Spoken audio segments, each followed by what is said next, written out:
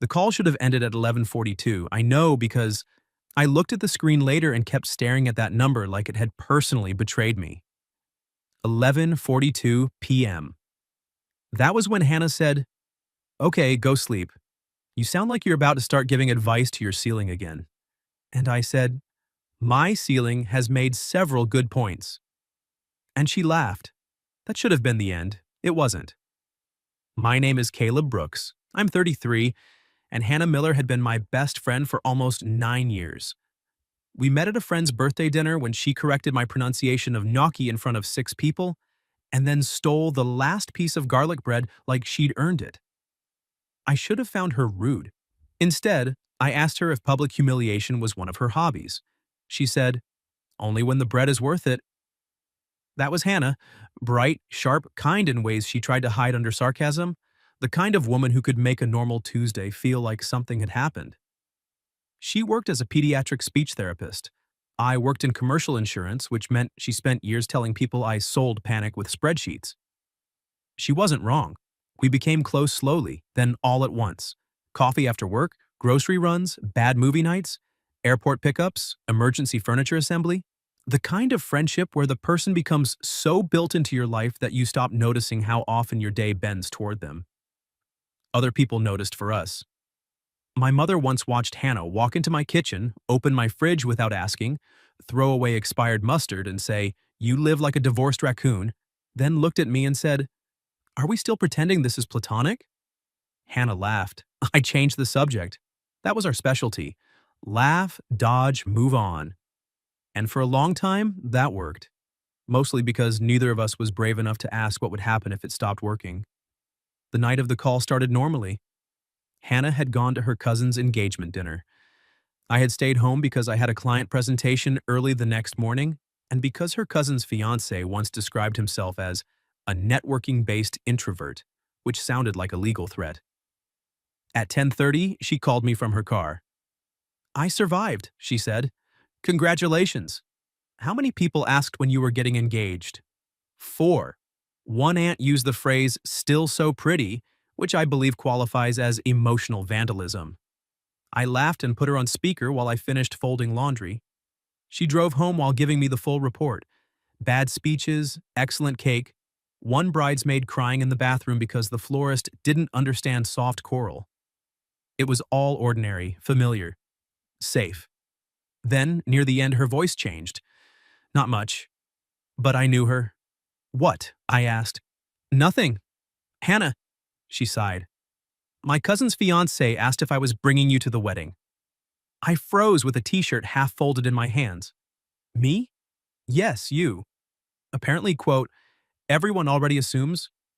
I tried to laugh. It came out thinner than I wanted. "Well, everyone has always been dramatic." "Yeah," she said. Just that. Yeah, no joke after it. That should have told me something, but I was tired and careful and very good at not walking through doors I couldn't close behind me. So I said, "You can tell them I'm busy being emotionally unavailable in a professional capacity." That got a small laugh from her. Too small. A few minutes later, she was inside her apartment. I heard keys hit a bowl, then her roommate Olivia call from somewhere in the background. "Did you bring cake?" Hannah said, away from the phone. "No, because I love boundaries." Then back to me. "I should go. Olivia's about to interrogate me." "Tell her I said good luck." "She doesn't need luck. She has no shame." "Terrifying woman." "You adore her." "I respect the enemy." Hannah laughed again, softer this time. "Good night, Caleb." "Night, Han." Then silence. I thought she hung up. I set the phone on my nightstand, screen down, and went to brush my teeth. Except the call hadn't ended. The phone must have stayed connected. Bad signal, frozen screen, whatever tiny modern failure decides to change your life without asking permission. Because when I walked back into my bedroom, I heard Olivia's voice coming from the speaker. Clear, too clear. "So?" Olivia asked. "Did you tell him?" My hand stopped halfway to the phone. Hannah made a sound I couldn't read. "No." "Why not?" "Because he made a joke. That man uses jokes like a panic room." I should have picked up the phone then. I should have ended the call immediately, I know that. But hearing your own name from another room in a conversation you were never supposed to be part of does something strange to your body. It freezes the decent part of you half a second too late. Hannah said quietly, I can't do it if he keeps making it easy to pretend. Olivia's voice softened. Hannah? No, I mean it. A pause. Then Hannah laughed once, but it sounded wrong. Everyone at dinner kept asking about him, and I just sat there thinking, if they all see it, how does he not? My chest tightened. Olivia asked, and what do you want him to see? The room went completely still around me. Then Hannah said the sentence I was never supposed to hear. I want him to see that every time I imagine my life working out. He's already in it. I forgot how to breathe. My phone lay face down on the nightstand, still connected, still glowing faintly against the wood. And for the first time in 9 years, the safest person in my life had become the most dangerous truth in the room. I ended the call. Not after another sentence. Not after Olivia answered. Not after giving curiosity enough room to become something uglier. I heard the line, felt it land in the center of my chest, and then grabbed the phone like it was burning me. The call screen was still open. 43 minutes and counting. My thumb hovered for 1 second. Then I hit end. The silence afterward was worse, because now there was no voice coming from the speaker, no accidental window into Hannah's apartment, no way to pretend I hadn't crossed a line simply by standing there too long. I sat on the edge of my bed with the phone in my hand, staring at nothing. Every time I imagine my life working out, he's already in it. There are sentences that don't just surprise you, they rearrange the furniture inside your head. For 9 years, I had filed Hannah under safe things, necessary things. The person I could call from a grocery store because I forgot which cough medicine didn't make me useless. The person who once showed up with soup when I had the flu and reorganized my medicine cabinet while insulting my life choices. Best friend. Simple word, very useful hiding place. My first instinct was to text her immediately. My second was to throw my phone into the laundry basket and become unreachable as a man and as a citizen. Neither seemed mature, so I opened a message and typed, "Your call didn't disconnect." I heard something I don't think I was supposed to hear. I ended it as soon as I realized. We should talk tomorrow. I stared at it for a full minute. Then I sent it before courage could expire. The typing dots appeared almost immediately, then disappeared, then appeared again, then nothing. 10 minutes passed, 20. At 12:23, my phone buzzed. Hannah. How much did you hear? I answered honestly. Enough, not everything. Just enough that I don't want to pretend tomorrow is normal. This time, she didn't respond. I didn't sleep much. By morning, my client presentation felt like something happening to a different man. I got through it on muscle memory and caffeine. I said risk exposure 6 times, apparently in the right places. My boss told me I looked focused, which was corporate for haunted but useful. At 11:15, Hannah texted, "Are you free?" I was already standing. Yes. Park near your office? 10 minutes. She was there before me. That should have told me how little sleep she'd gotten, too. Hannah sat on a bench under a sycamore tree, wearing jeans, a cream sweater, and sunglasses, even though the morning was cloudy. Her hair was pulled back messily, which for Hannah meant either illness, stress, or an emergency involving feelings she had not approved. I stopped a few feet away. She looked up. For 1 second, neither of us smiled. That scared me more than the sentence I'd overheard. Because Hannah and I smiled automatically. Even in bad moments, especially in bad moments. Humor was the bridge we threw down before anything could get too serious. This time, neither of us built it. I sat beside her, leaving a careful amount of space. She looked straight ahead. This is mortifying. I know. Her head turned toward me. That was not the comforting answer. I'm trying not to lie to you today. That made her mouth twitch, but not quite into a smile. Then she took off the sunglasses. Her eyes were tired and a little red. How much did you really hear? She asked. Olivia asked if you told me. You said no. She said I used jokes like a panic room. She's not wrong. No. Hannah let out a breath, half laugh, half pain. And then? She asked. I looked down at my hands. You said everyone at dinner kept asking about me, that if they all see it, how do I not? Her eyes closed. And, I swallowed once, that every time you imagine your life working out, I'm already in it. The words sounded different out loud, more real, more dangerous. Hannah pressed one hand to her mouth and looked away. I didn't touch her. Not yet. The old version of me would have made a joke. Something about being honored to appear in her hypothetical retirement plan. Something easy. Something that would let both of us step backward. But I heard Olivia's voice again. That man uses jokes like a panic room. So I stayed quiet. Eventually, Hannah said, I didn't want you to find out like that. I know. I didn't even mean to say it that clearly. I know that too. She looked at me then, sharper. Do you? Yes. How? Because if you'd meant for me to hear it, you wouldn't have said it in the one place where I couldn't interrupt with something stupid. That got her, a real laugh, tiny and broken. Then her face softened into something I had almost never seen on her. Fear. Caleb, she said quietly, I don't want to lose you because of one sentence I said when I thought I was safe. That hit harder than anything, because there it was. Not just love, risk. The actual cost of changing the name of something that had kept both of us steady for years. You won't lose me, I said. She searched my face like she needed to believe that and didn't trust herself to. You can't promise that. I can promise I'm not leaving this bench just because the conversation got honest. Her eyes brightened. She looked away fast. For a while we sat there with the city moving around us. People with coffee, a dog pulling someone toward pigeons, traffic. The normal world being wildly disrespectful to the fact that mine had shifted overnight. Then Hannah said, there was another part. My pulse kicked. I didn't hear it. I know. She looked down at her hands. After I said that, Olivia asked what I wanted to do about the wedding. Your cousin's wedding? She nodded. And what did you say? Her fingers twisted together. I said I wanted to ask you to come with me, she whispered. Not because people expect it. Not because I need a shield from relatives. Because I wanted one night where I could stop pretending you're just the person I call afterward. The air left my lungs quietly. Hannah looked up at me. No sunglasses now, no joke, no escape route.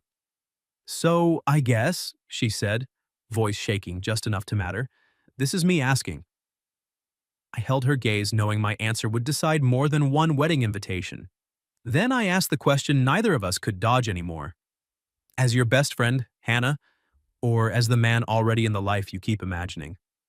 Hannah looked at me for a long second. Then she said, that is an unfairly precise question. You started this with life working out imagery. I'm just trying to keep up. That almost got a smile. Almost. Then she looked down at her hands again. I wanted to ask you as both. There it was, simple, terrifying, much harder to hide from than anything I'd overheard. As my best friend, she said, because I want you there when things matter. And as the man... She stopped, swallowed once, then made herself finish. As the man I'm tired of pretending I don't want beside me in every way that counts. The park seemed to go quieter around us. I had spent 9 years imagining all the wrong versions of this conversation. A dramatic confession, a drunken mistake, a jealous moment, some terrible scene where I said too much and she didn't know how to answer. I had not imagined a cloudy Tuesday morning on a bench near my office, with Hannah looking at me like she was scared and brave at the same time. I'll go, I said. Her eyes lifted fast. But not as camouflage, I added. Not as the guy you bring so your family stops asking questions. Not as a joke we can step back from if it gets too real. Her face softened. Then how? She asked. I looked at her and chose not to hide behind anything clever. As me, I said. The man who heard something he wasn't supposed to hear and realized the scariest part wasn't that you said it. Her voice dropped. What was the scariest part? That I wanted it to be true. Hannah went completely still. I saw the sentence reach her before she trusted it. You did? Yes. For how long? That was the harder question. I leaned back against the bench and let out one quiet breath. Long enough that I built a whole personality around not noticing. That got her. A real laugh this time, small and shaky, but real. There he is, she whispered. No, I said gently. That's the point. I don't want to be only that guy anymore. The smile faded from her face, but in a good way. A careful way. Like something inside her had finally stopped bracing for the joke and started listening for the truth. I don't want us to rush because the call didn't end, I said. That feels like giving a glitch too much power. Fair. But I also don't want to spend another year pretending that everyone around us is delusional and we're the only two reasonable people alive. That was one of our weaker lies. One of many. She looked down, smiling faintly now. Then she reached across the space between us and touched my hand, not grabbing it, not making it dramatic. Just her fingers resting against mine on the bench, asking a question without making me say yes in public. I turned my hand over. She laced her fingers through mine. And just like that, 9 years of almost turned into something with weight. Not a relationship yet, not officially. But not nothing. Never nothing again. The wedding was that Saturday. I picked Hannah up at 5. I had seen her dressed up dozens of times over the years, but that night did something unfair to my ability to function like a normal adult. She wore a soft blue dress, simple earrings, and her hair pinned loosely in a way that made her look elegant without trying too hard. When she opened the door, I forgot my first line. She noticed immediately. "Oh, that's a promising face," she said. "I had words prepared." And? They left. Her smile turned warm enough to make the hallway feel smaller. "Good," she said. "I was hoping to be a little difficult for you tonight. You're always difficult for me." The second I said it, we both heard the difference. Not banter. Truth wearing the shape of banter. Her roommate Olivia appeared behind her with a glass of wine, and the expression of a woman watching a long-running show finally reached the episode everyone had been waiting for. "Please don't emotionally regress in formal wear," Olivia said. Hannah closed her eyes. "Goodbye, Olivia." "I'm serious, both of you. No panic room jokes, no tragic almost confessions, no pretending the lighting did all the work." I looked at her. "You're very involved." "I've earned this." Unfortunately, she had. The wedding was in a restored brick hall downtown, all candles, white flowers, and relatives with opinions. Within 10 minutes, at least 4 people assumed we were together. Hannah corrected none of them. Neither did I. That should have felt like performance. It didn't. It felt strangely peaceful. At dinner, her aunt leaned across the table and said, "Caleb, I keep telling Hannah she should bring you to more things." Hannah took a sip of wine and said, "I'm starting to agree." Under the table, her knee brushed mine. Accidental, maybe, but she didn't move it away. By the time dancing started, the whole night had become dangerous in slow motion. Not because anything dramatic had happened, because everything ordinary had changed meaning. Her hand in mine when we walked through the crowd, her shoulder brushing my arm during toasts, the way she looked at me during the first dance, not like she was testing whether I'd run, but like she was quietly daring herself to stay. Then a slow song came on. Hannah looked at the dance floor, then at me. "You're about to say you don't dance," she said. I was considering it. Don't. So I didn't. I took her hand and led her out. For a while, we just moved with the music. Not well, but together. Her hand rested on my shoulder. Mine settled carefully at her waist, and the closeness was so familiar and so new that my brain struggled to file it anywhere safe. Halfway through the song, she looked up at me. "Caleb." "Yeah? I need to ask you something before I lose the nerve." My hand tightened slightly at her back. "Okay." Her eyes held mine. And then, softer than the music, Hannah asked, "Do you ever think about kissing me? Or am I the only one losing that argument?" The honest answer almost came out too fast. And that scared me. Because there are moments where the truth deserves more than instinct. It deserves care. especially when the person asking is the person who has been woven through almost a decade of your life. So I didn't joke. I didn't look away. I didn't say something safe, like sometimes, or that depends, or we're at a wedding, Hannah. I just kept my hand at her waist, felt her fingers tighten slightly on my shoulder, and said, yes. Her breath changed, just one small catch, but I felt it. How often? She whispered. I smiled a little, but there was nothing casual in it. That is a dangerous follow-up question. I know. The music moved around us. Other couples turned slowly nearby. Her cousin was laughing with bridesmaids near the bar. Someone's uncle had already removed his tie and was making poor decisions near the dessert table. And somehow none of that reached us. I lowered my voice. More than I should have. Hannah's eyes went bright in the candlelight. Not tears, not quite. More like something inside her had been waiting a very long time to hear a yes without a punchline attached. She looked down for a second, then back at me. Me too. There it was. Not overheard. Not accidental. Given to me. The song ended, and neither of us moved. That was when I knew the whole night had crossed the line for good. Because before, every charged moment had come with an exit. A laugh, a room full of people, a reason to pretend. Now there was only Hannah looking at me like she was tired of safe endings. Do you want to get some air? I asked. She nodded. We slipped out through the side doors into a small brick courtyard strung with lights. The air was cool enough to make her draw in one sharp breath, and I took off my jacket before thinking. She gave me a look. That was very automatic. I'm trying not to ruin a promising evening with hypothermia. She slipped into the jacket and held the lapels closed. You are unbearable when you're thoughtful. I've heard worse. I know, I've said worse. That got us both smiling. Then the smile faded because the question from the dance floor was still standing between us, waiting. Hannah looked at the courtyard stones. I'm scared. I know. You can't know, not all of it. Then tell me. She took a breath and wrapped my jacket tighter around herself. I'm scared that if we do this and it doesn't work, I lose the person who knows me best. I lose Sunday grocery calls and emergency furniture opinions, and the one person I can text when my day goes sideways. She looked up. I'm scared that wanting more might cost me the thing I already can't imagine living without. That was the real fear. Not kissing, not romance. Loss. I stepped closer, but not all the way. I'm scared of that too. Her face softened. But I think, I said, choosing each word carefully, we've been acting like not naming it keeps us safe.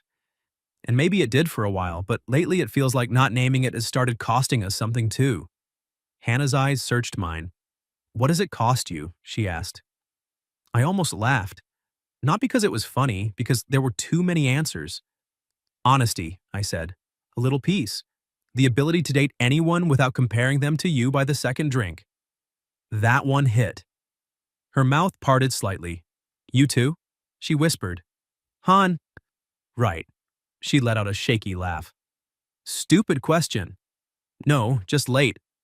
That changed her expression. Late. That was exactly what this felt like. Not sudden, not reckless. Late. I reached for her hand. She gave it to me immediately, and that simple, familiar contact somehow felt more intimate than anything else had all night. Hannah, I said quietly, I don't want to rush you because of a phone call that didn't end. I don't want us to wake up tomorrow and wonder if we let one accident make decisions for us. I don't want that either. But I also don't want to stand here pretending I haven't imagined this. Her fingers tightened in mine. Imagined what? She asked. I looked at her. She already knew, but she wanted me to say it. So I did. Kissing you. The courtyard went completely silent in my head. Hannah stepped closer first. Not much, enough. I'm not drunk, she whispered. I know. I'm not confused. I know. And I'm not asking because of the wedding. That one came softer. I know, I said.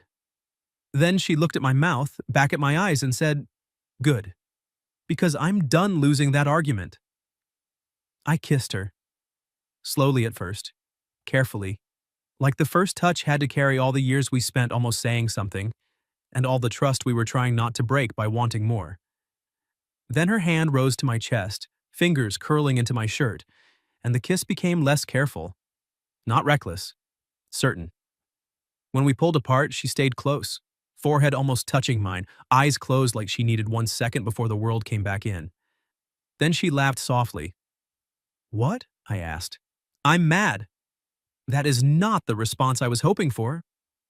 I'm mad that was better than I imagined. I smiled. That is a very Hannah complaint. I have standards.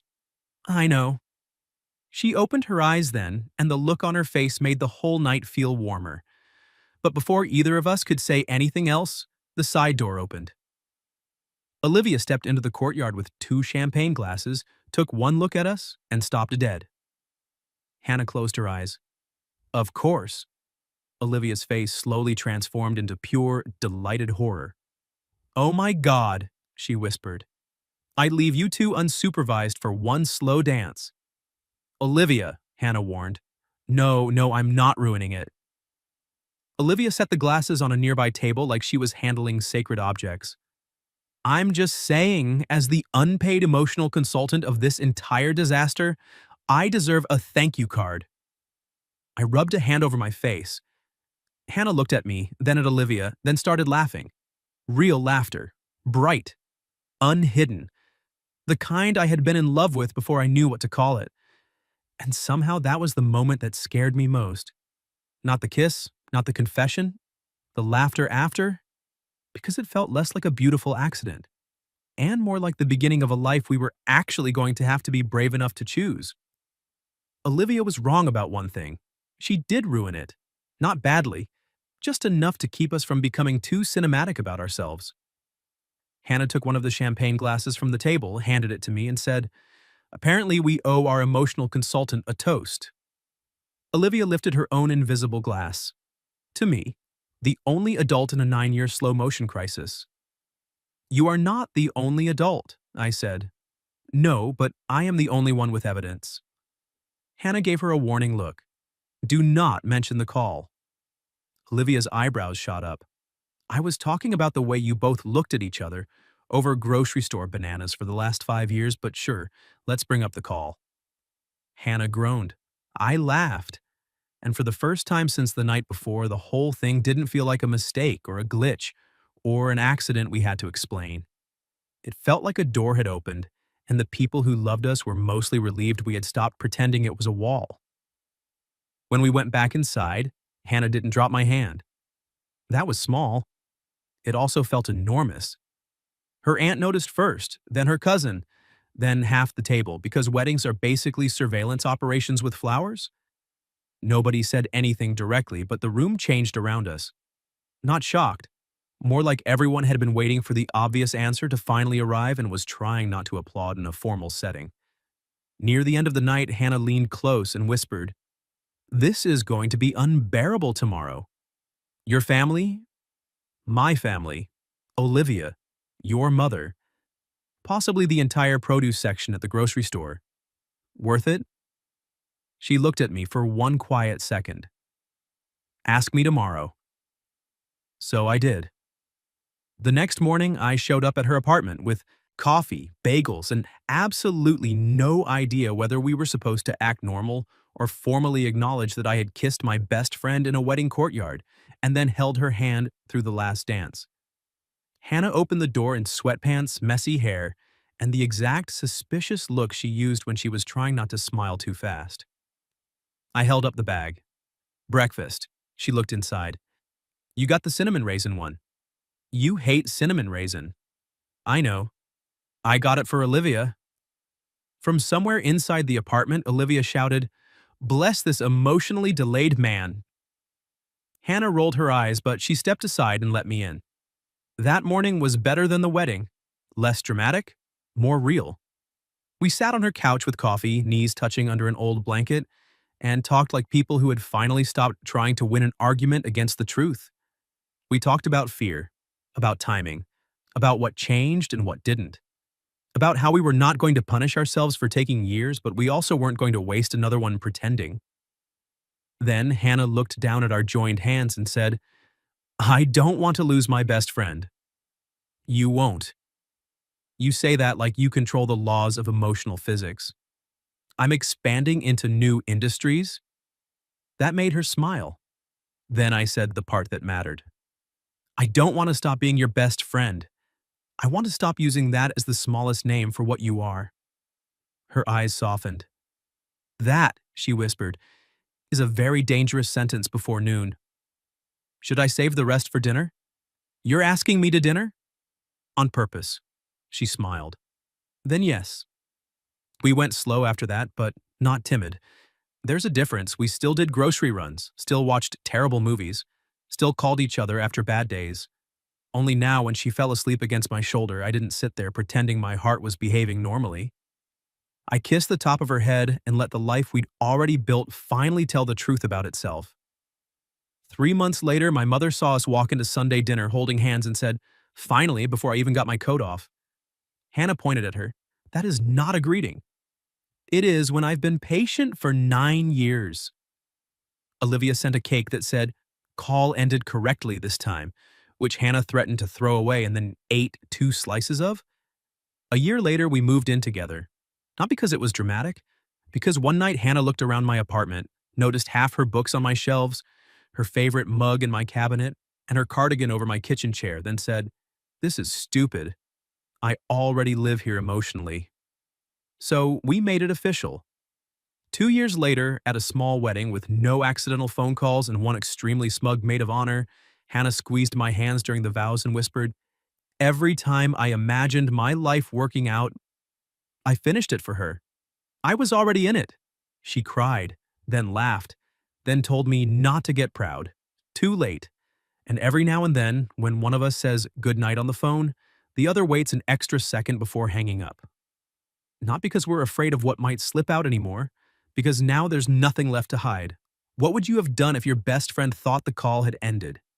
And you accidentally heard her say you were already in every future she imagined? And have you ever found out someone loved you in a way you were never supposed to overhear? Tell me your story in the comments. If you liked this one, leave a like, subscribe, and I'll see you in the next video.